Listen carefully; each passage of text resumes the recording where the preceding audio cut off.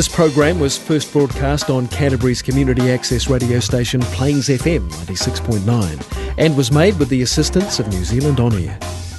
It's time for Emergence News on Plains FM 96.9, citizen-made radio.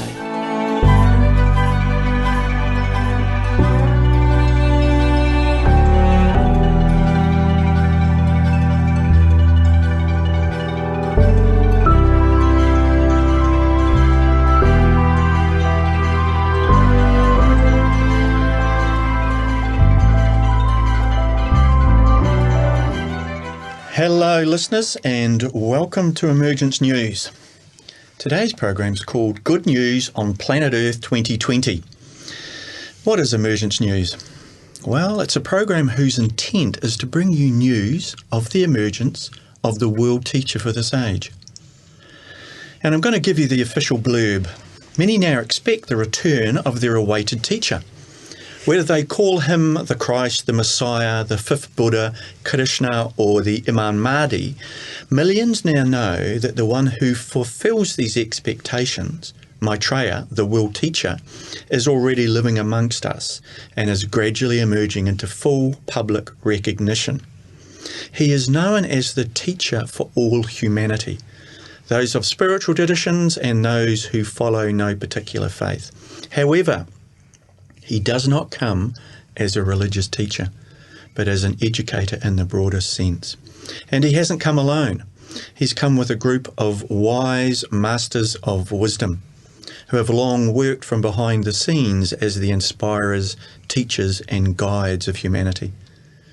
They are returning to the everyday world to help us solve our most critical global problems. Maitreya and these masters will show us that the only way to bring about peace is to create justice. The only way to establish justice is to share the resources of the world equitably among all humanity according to need. Maitreya has formulated a number of simple priorities that demand immediate and worldwide attention. These cover the essential needs of every man, woman and child: an adequate supply of food, housing for all, access to healthcare and education as universal rights. Another top priority is the restoration of the environment.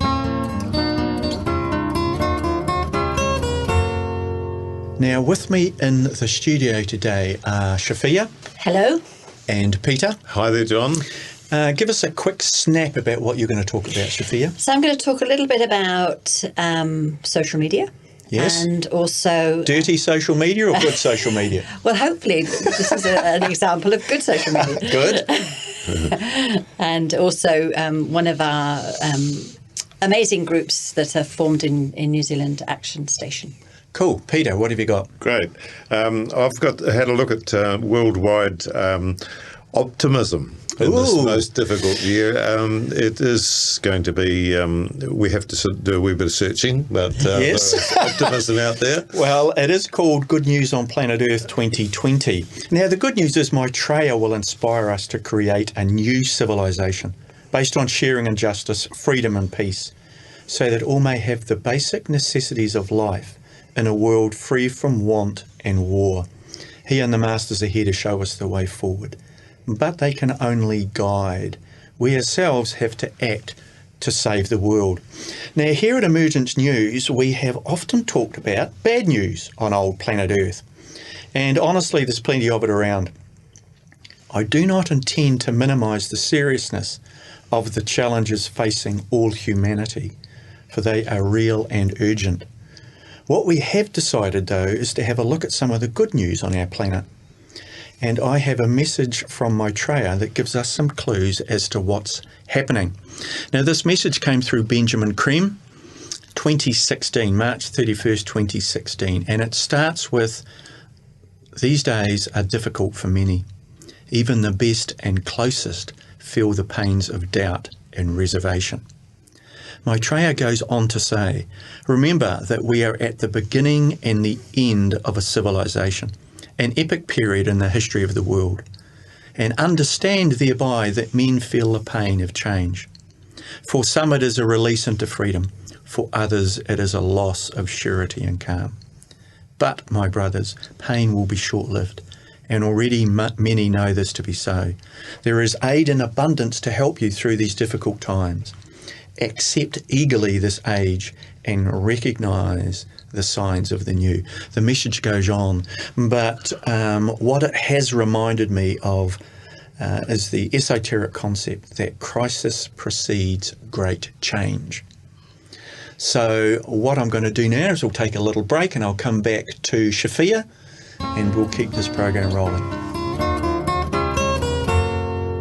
All right, Shafia.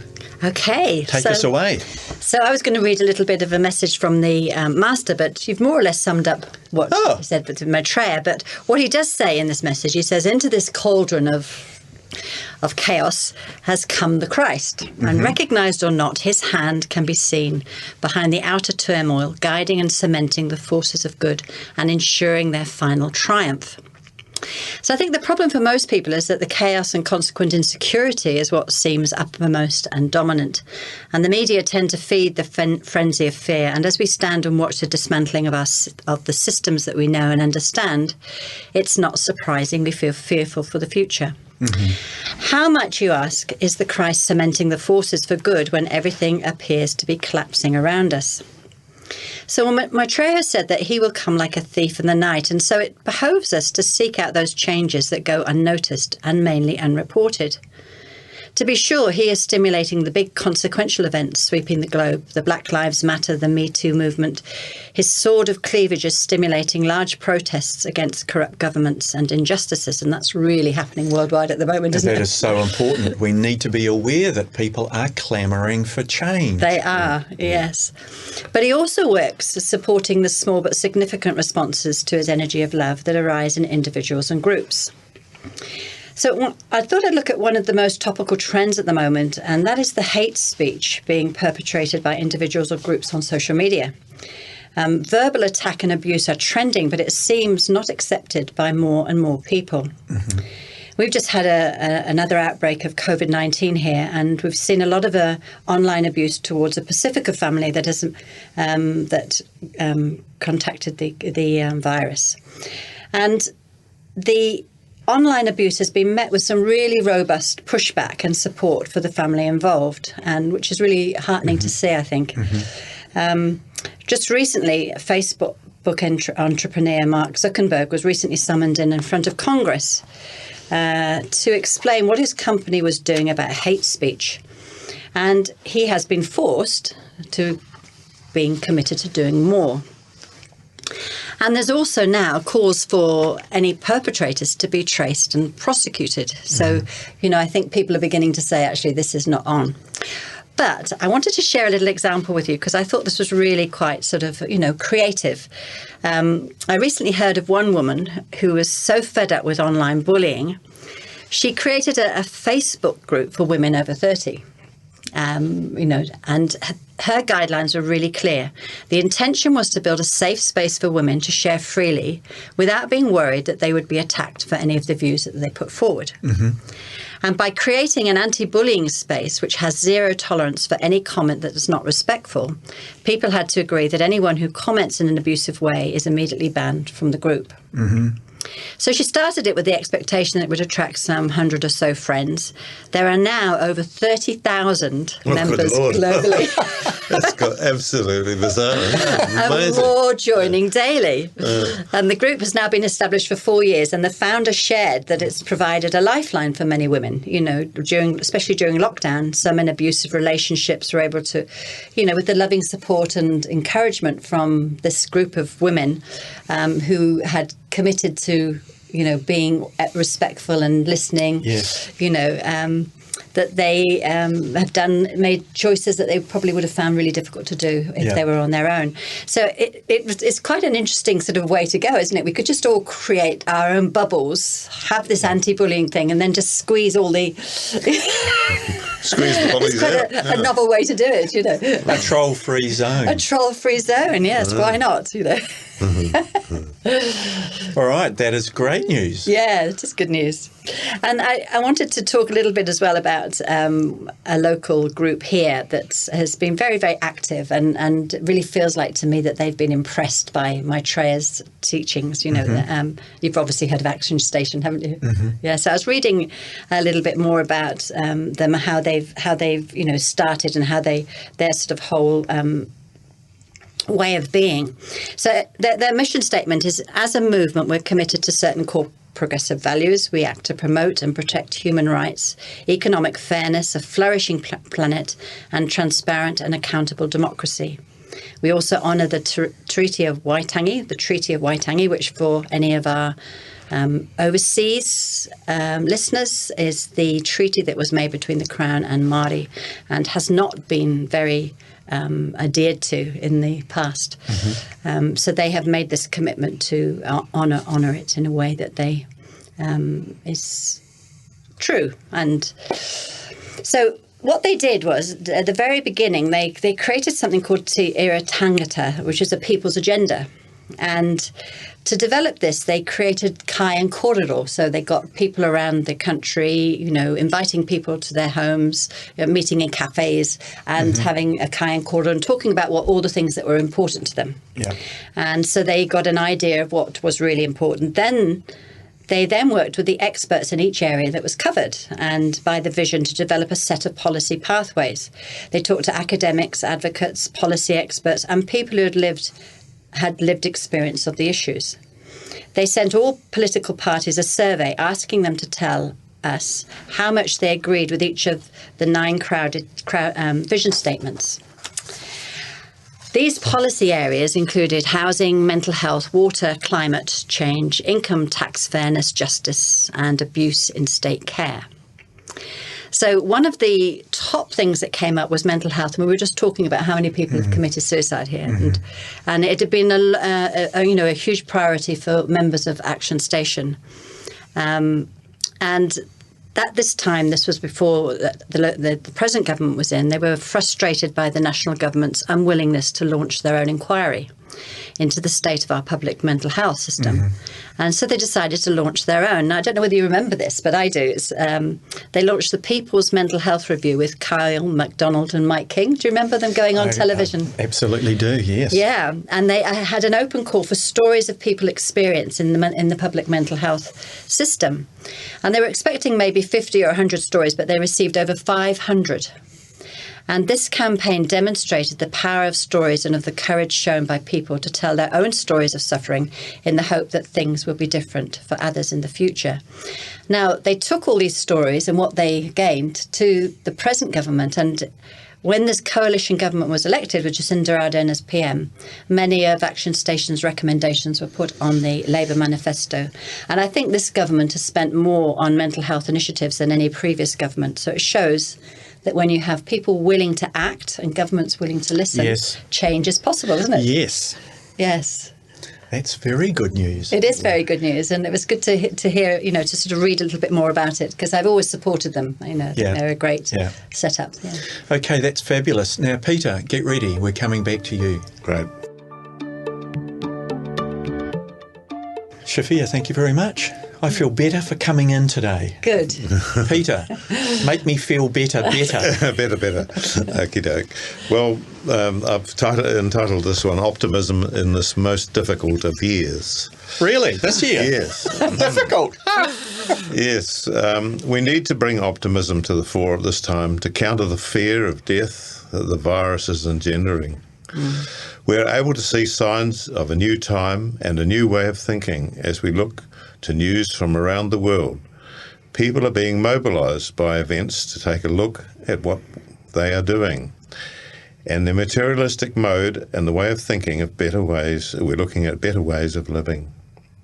As the Lord Maitreya has said, I need your help to come before you, to bless this world and teach and show men the way forward is simple, requires only the acceptance of justice, freedom, sharing and love. And we've been talking about that already.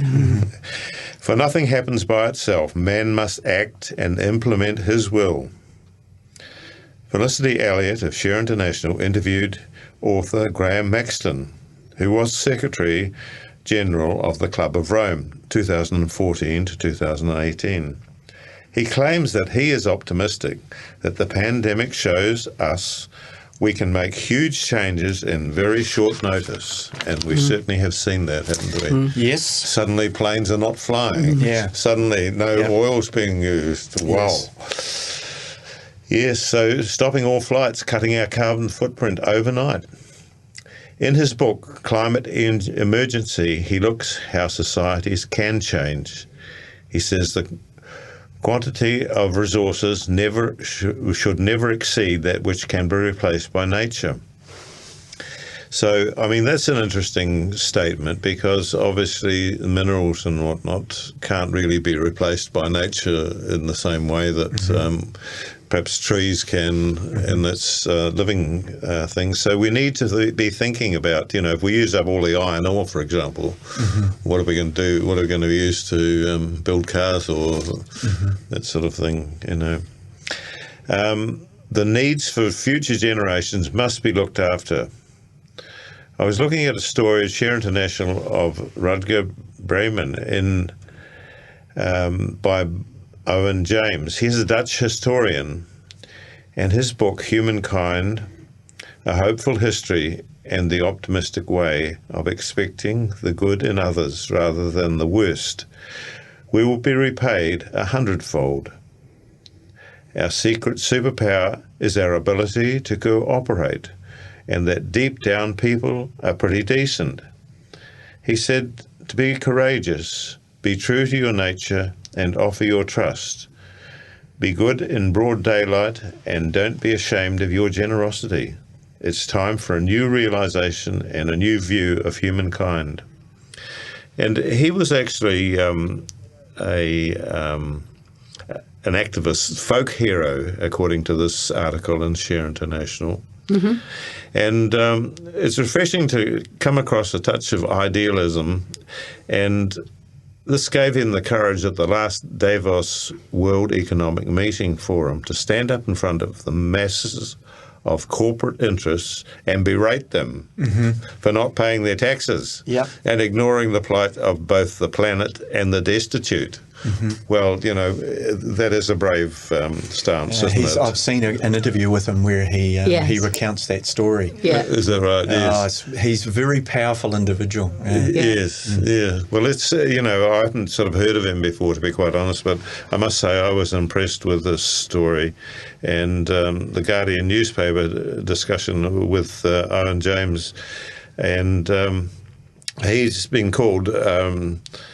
He was saying the book could be called Rousseau was right. He contends that the writings of Jean-Jacques Rousseau, of this 18th century French guy, he was comparing it with Thomas Hobbes' writing in the 17th century of England.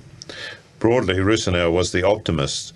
Hobbes was the pessimist about human nature and what a newborn baby brings to life: boundless love, or difficult to get rid of selfishness.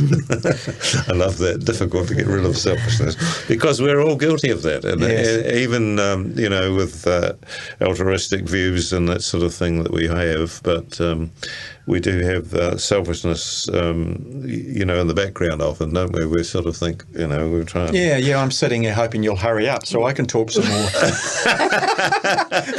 Oh, should I not have said that? Oh dear. Well, anyway, I mean, I was most impressed with this Rutger Bregman. So if you come across him, and the Share International, of course, is the right place to find him. Yeah. Because this article is, quite impressive, really. So thank you very much. You're most welcome, Peter. This is the Emergence News on Plains FM. For more information, go to shareinternational.org.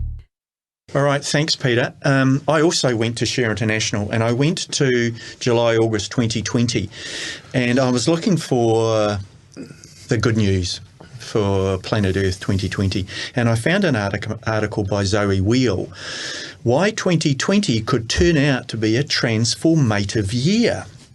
she starts the article by listing all the awful things that have happened this year: Australian bushfires, COVID, George Floyd, that kind of civil unrest that's bubbling away in all sorts of countries.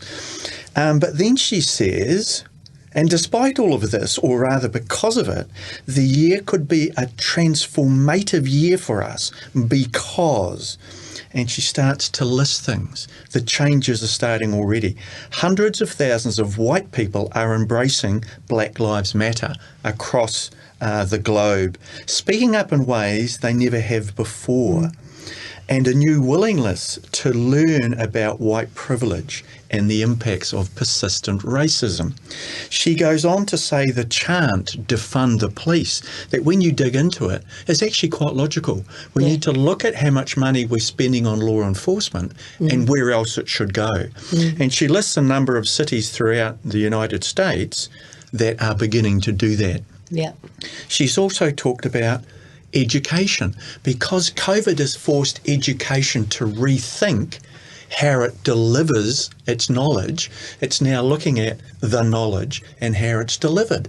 And I'm in the training environment myself, and we've gone through the same process. So she's saying, what is important to learn and why? What thinking skills do our children need most to develop? This is an outpouring of what is happening. One of my favourite topics she gets into is COVID-19 may lead to a transformation of our food systems, because stories about the impacts of meat eating have abounded during the pandemic, introducing people to the stark realities behind the flesh they consume. Isn't that an awful way to say it? Behind the flesh that you consume. And not only that, that's sort of like during the lockdown, so many people turned to gardening, and after the shops open, plants are being sold out, and everybody's wanting to grow their own food. Independence. She talks about people working in slaughterhouses, and she says they're actually referred to as meat packing plants, but they're slaughterhouses, are contracting COVID-19 in large numbers, and many are dying. She talks about the pandemic is revealing much more about the health hazards in our food production. She's talked about how cruel we are to animals, and this is all coming because of this pandemic into the public arena. The other area that she's looked at, one potentially positive outcome from COVID, has been this review and this economic upheaval. So what she's saying is, because we've suddenly discovered how fragile the global economy is, that we need to start looking at different ways to manage the planet. She actually says that some of the biggest beneficiaries of capitalism are beginning to re-examine their long-held beliefs and discuss economic reforms. She goes on to say politics is facing a reckoning too. And just before coming into the studio, we were talking about the state of politics here in New Zealand, but also in America. And that process is under review. She talks about hundreds of thousands of citizens in the streets protesting globally around the way their countries are run. This has all come about this year. And she finishes up with, if you've been hesitating to use your 3 Vs, voice, veto and vote, consider this your moment. Use your voice to speak clearly. Veto destruction and injustice with how you spend your money. Vote like lives depend on it, because they do. While we cannot bring back those lost to bushfires in Australia or the global pandemic or years of oppression, we can bring about change. This is our moment. Let's get to work. Wonderful article. Yes. Thank you, Share International. Yes.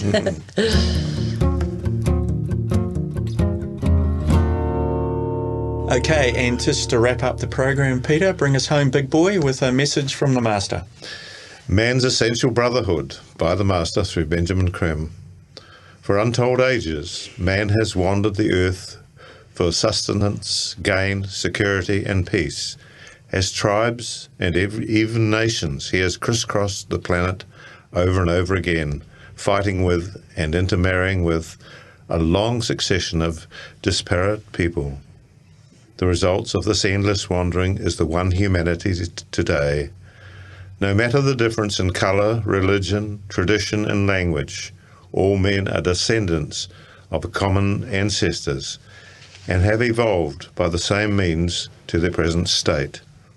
That this present state undoubtedly favours some groups over others is the result of many historical factors, and not of any innate difference in intelligence or adaptability. Throughout history, groups have risen to prominence for a longer or shorter time, only to sink back into obscurity again, leaving their creativity to remind later generations of their presence. All of this being true, it is essential for modern humanity to see itself as one, and the differences in appearances, the results of relatively recent climatic conditions, together with a different ray influence, which have manifested regularly throughout the emerging racial types. Humanity is still evolving in consciousness, altogether as one. Advancing together, each race and sub-race adds some new quality to the whole. The process of repeated incarnations ensures that gradually each individual inherits the new knowledge and awareness of the epoch.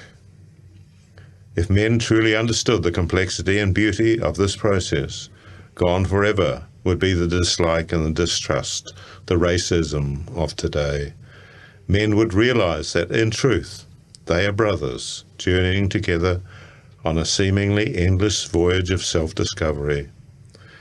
When we, your elder brothers, work more openly, you will find that this truth is central in our understanding of man's nature and relationship. The human family is the nourishing base of our lives. In it we learn to cooperate and create together, fashioning the rich tapestry of our shared identity. How then can man come to this essential understanding? We, the brotherhood, will demonstrate the relationship in all we do, and men will come to see themselves thus as brothers all. Sharing will bring men to this happy pass, and will glorify them in the new demonstration of truth. So shall it be. Then will men conquer the heights of achievement, sharing their knowledge and experience. Gone forever will be the false barriers which men have erected to keep at a safe distance their brothers, realizing them at last as themselves. All this information can be found on the Share International website, www.share-international.org. Scorpio Books in Christchurch carries the magazine and some books. And also don't forget the podcasts, which are available on the Plains FM website. We welcome your comments, questions and feedback. Please contact us at emergencenews@gmail.com. The opportunity to join our transmission is available Monday and Wednesday evenings and Thursday mornings, which gives us the possibility to do a service meditation in conjunction with Masters.